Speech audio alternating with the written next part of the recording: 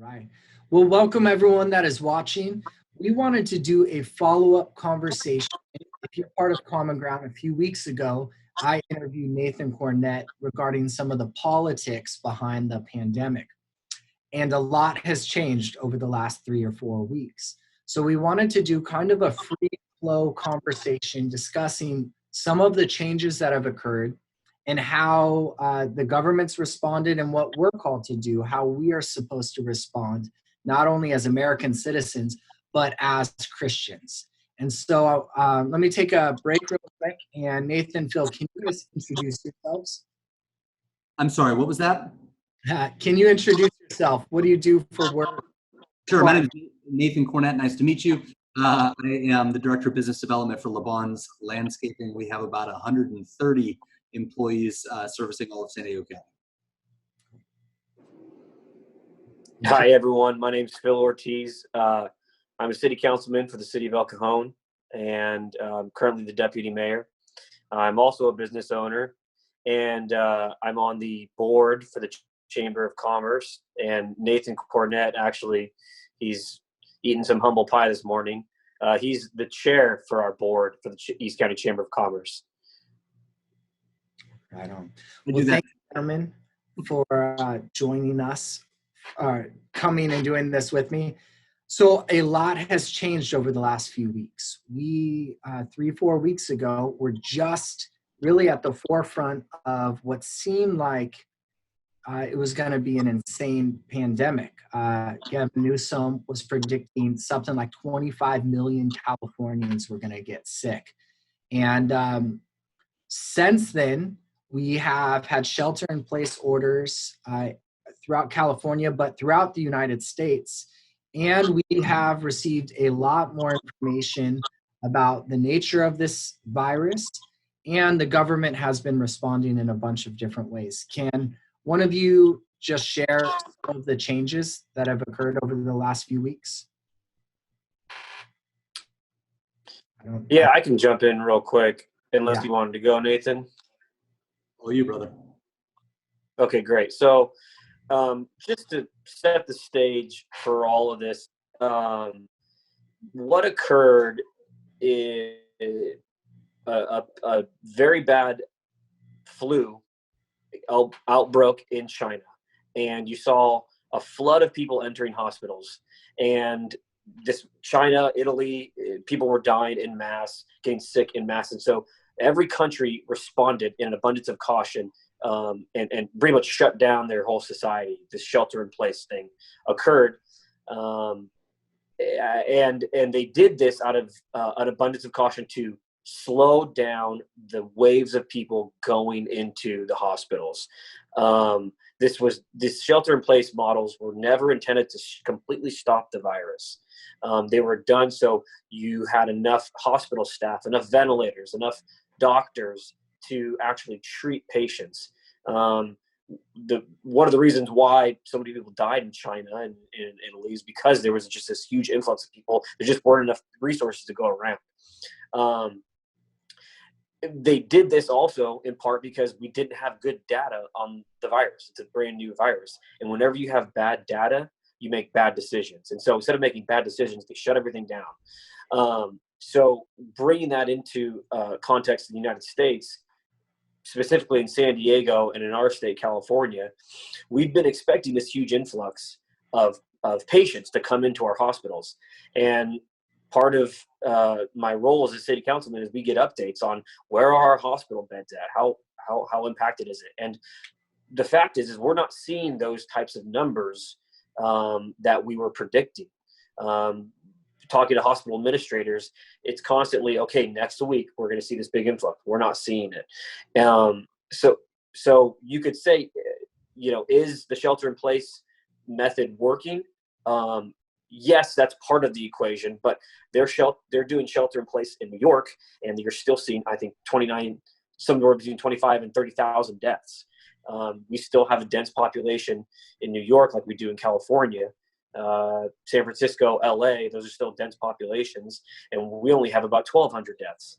So there's something else going on. This is the best piece of data we have, is that there hasn't been that influx, I think the next question that has to be answered is, why is that? Nathan, did you have anything to add? Yeah, I mean, I think in terms of, I'd like to speak on the business side of it for a second, just because the amount of changes that have happened in our business community for the first 2 weeks in particular were day by day. We didn't know what the right course of action was, and the kind of confusion that created in the business side, and for our employees who come to work assuming they're going to have a job, right? They have a general safety knowing they're going to have a job. The amount of changes that happen on a daily basis for business was out of this world. And I can tell you that we put in a lot of 12, 14-hour days trying to figure out, what are we supposed to do? What's our role? And there was never very clear communication about that. So it's kind of evened out a little bit now. Now is, at what point are we going to be able to operate under, quote, normal conditions? And we have no idea, no way of knowing that. And as of now, it's months out, right? So we've got members that are out of work and can't provide for their families. So those kinds of fluctuations on a business side have created very, very difficult circumstances for business owners and business leaders. And then also for our team members that don't know if they're going to have work tomorrow. And then how are they going to pay rent? And more importantly, how are they going to provide food for their families? There's a lot of insecurity in our culture right now that has just, because of this constant state of flux. Mm-hmm. And let me say, it from the very beginning, businesses, the church, we all responded with, all right, whatever we need to do, we're going to do it.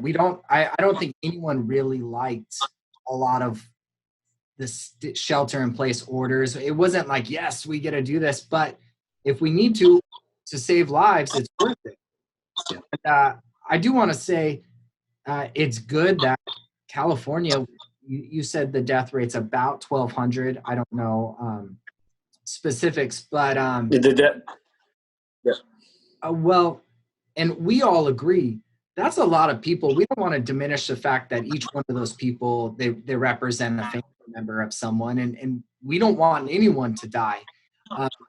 We're talking about how do we respond? What are we called to do?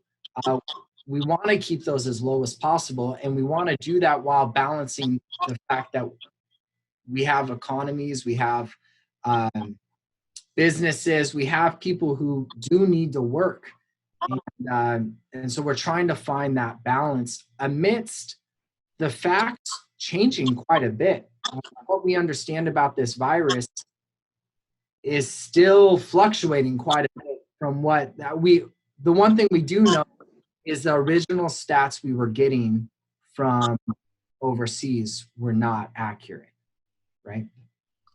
Yeah, I think that no one in I don't think anyone disputes that, those numbers from China were underreported.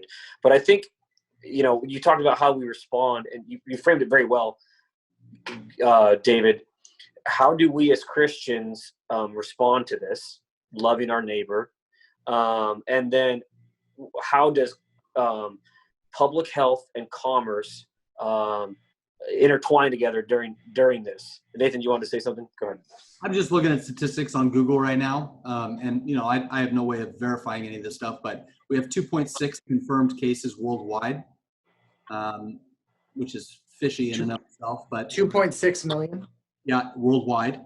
Mm-hmm. So out of about 4 billion people. Oh wait, it's more than that. Yeah, 7.5 or something like that. Yeah, 2 million cases.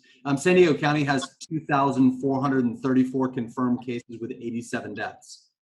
The state of California's got 33,000 confirmed cases with 1,200 deaths. So, I'm not saying that these things aren't serious and incredible. Terrible. This is terrible. Whenever you're looking at death and sickness, it's terrible. David? Yeah. I'm in a meeting right now. Keep going. I don't know. I have always from the beginning thought this is serious and it needs to be taken seriously.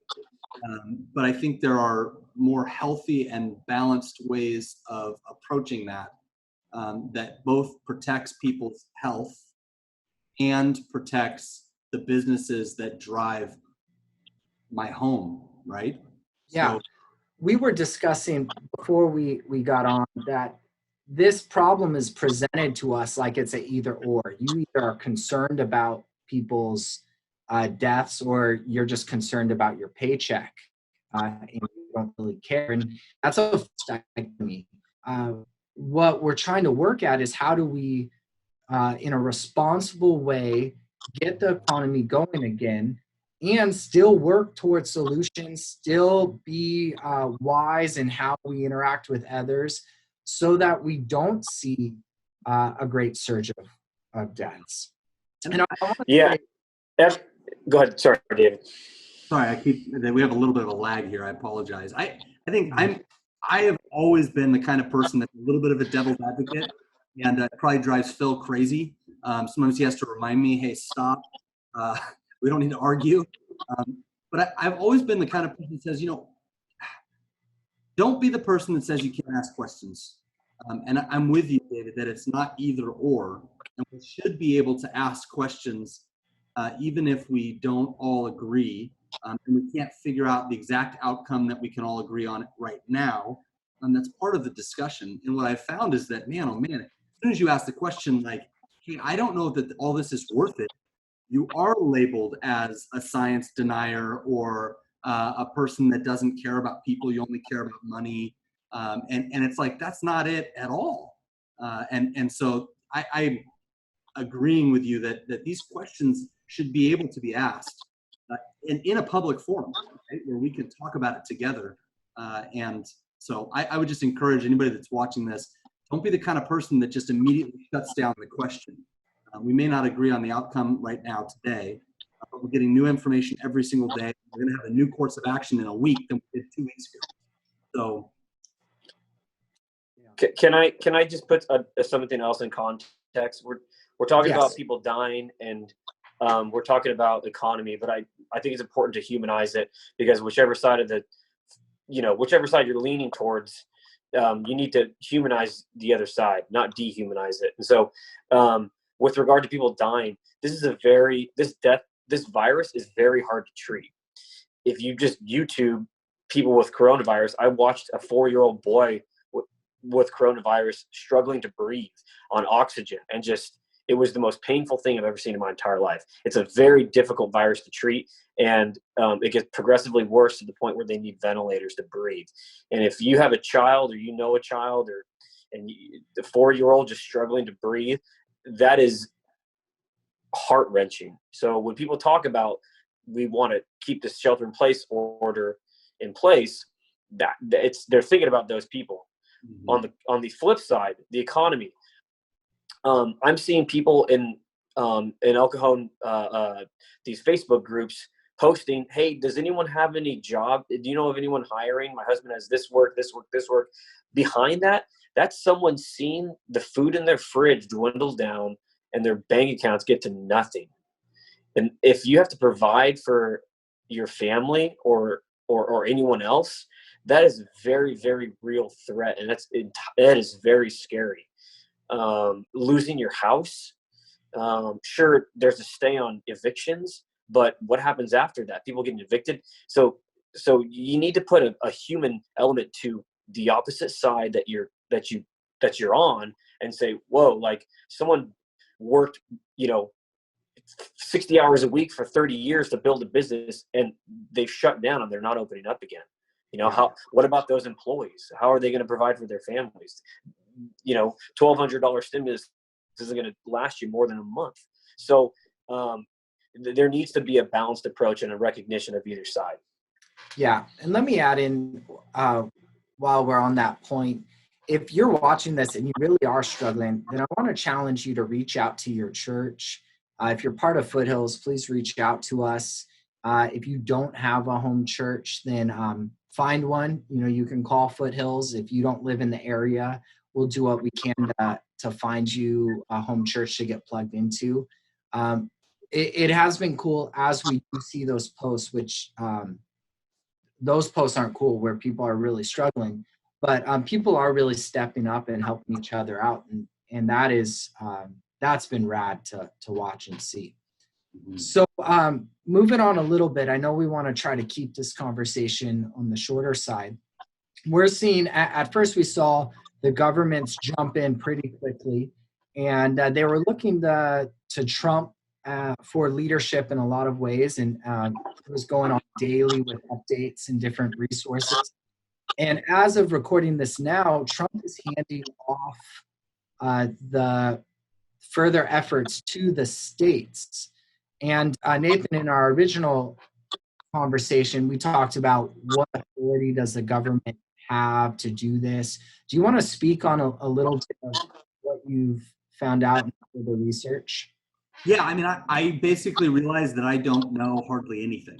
And I have a lot more that I need to learn about the legal authority of our government and how our government officials, how they find justification to do what they do. And so I feel like I was a little bit, I don't know what the word is, but sure of myself, I guess. And maybe I left a little bit of room, but I was pretty quick to answer. And I realize now that I really have got a lot more to learn. So I did encourage last time we do research to be a person that searches this stuff out and read for yourself. And so I've been doing more of that. And the more I read, the more I realize I don't know. And so I think that a better answer is maybe yes, sort of. The government will take, and I think what we're seeing, and the biggest concern that I personally have, I'm not speaking for anybody, I'm speaking for myself. My biggest concern is that the government is taking too much, you give them an inch, they take a mile kind of a thing. So I'm feeling like there's just this sense of, yes, there's sort of an authority that they derive from health codes and other areas. And then it kind of becomes a question of, well, what are the limits of that? And we don't really know. This is not new territory. This has happened before, but it hasn't been tested in recent history. So we're in this new phase of testing what our government is permitted to do, and it's kind of, we're making history as we're watching it unfold. So I think that our generation and the next generation that's coming has got to be able to answer that question. What kind of authority do we want to allow our government to have? What kind of authority was lined out in our original Constitution and then later in the California State Constitution? And that's something that voters have to really decide on. And I believe that Christians need to be the most educated when it comes to government authority and have input in that as we move forward. Yeah, I think there's two levels of questions that we should have for the government. The first is, do they have this authority and on what basis? Phil, can you touch on for a second, if we have an issue with that, there's a means laid out by which we could challenge the government. Can you explain that? Yeah, and I think it's important to preface this with, none of us are constitutional scholars, and I think the answer to these questions need to be answered by the experts, and by no means am I one. Maybe we could just lay the groundwork and the framework to what that looks like, and we're probably missing a lot of spots, but all that to say,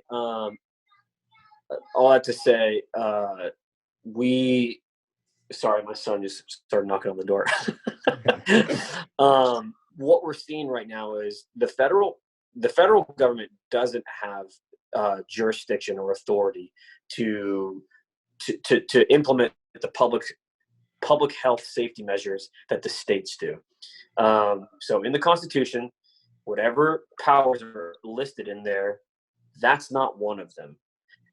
If the states do need powers, the 10th Amendment grants those powers to the states. So we're, like Nathan alluded to, what we're seeing unfold here is some states have never implemented a stay-at-home order. Some states implemented a stay-at-home order and are beginning to lift it, and other states implemented a stay-at-home order and are increasing it or keeping it going. And that's kind of the beauty and the genius of how our country is set up, is that each one of these states is its own experiment.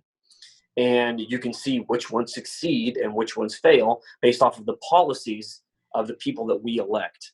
And so what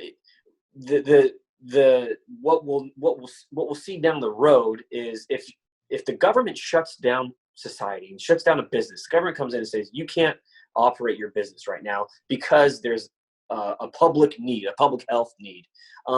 There has to be some kind of justification for it. And what we'll see, if these actions were justified, it'll be seen in court. A business or a law group or someone will challenge the state's authority to shut down a business. And that's where constitutional scholars and the legal battle, that conversation that we're having, is it justified, will be tested. And maybe it'll go to the Ninth Circuit Court of Appeals, maybe it'll go to the Supreme Court to have that decision made. And that's what you're asking, Nathan, is this the new normal? Every time there's a flu that goes around, is this justified?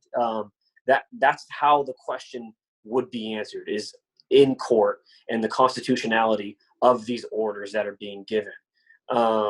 So that hasn't happened yet.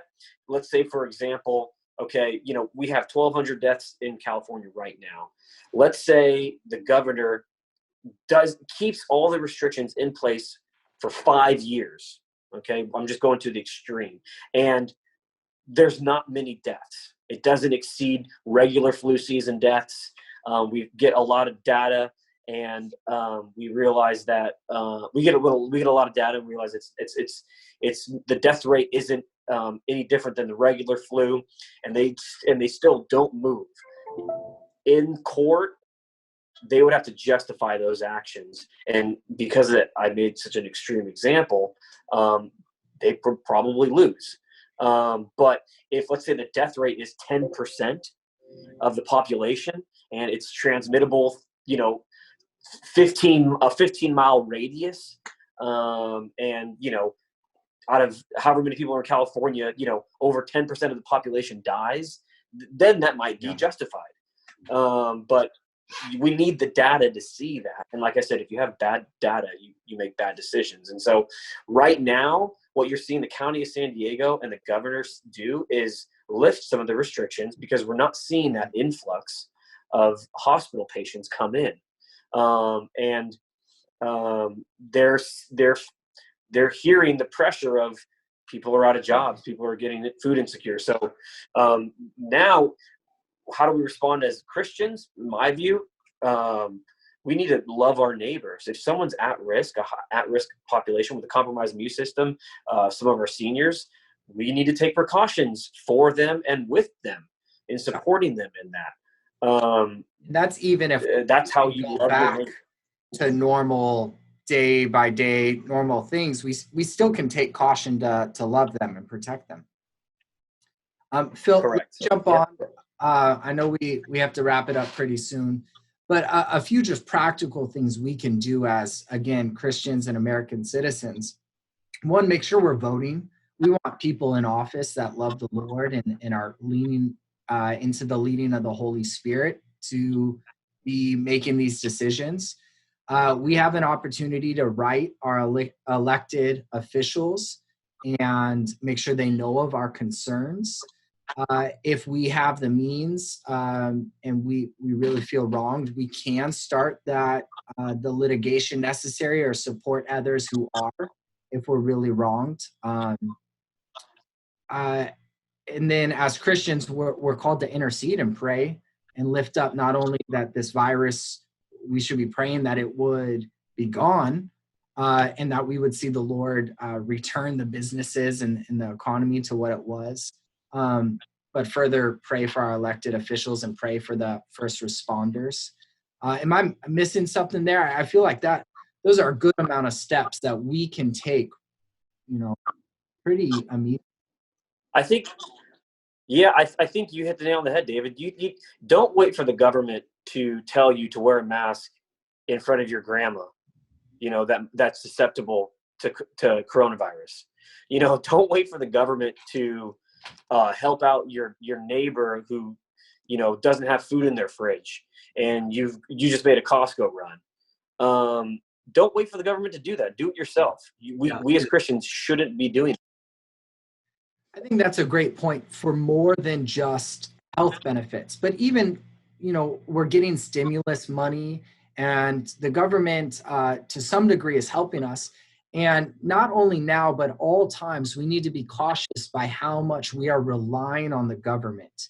Even if we get quote unquote free money, we should make sure that we're not relying on that in order to live our lives, or at least not long term. We should be working towards being responsible and hard workers, and honoring the Lord in everything we do. And thankfully, God has called us to be good stewards, and that this is one of those ways we could do that.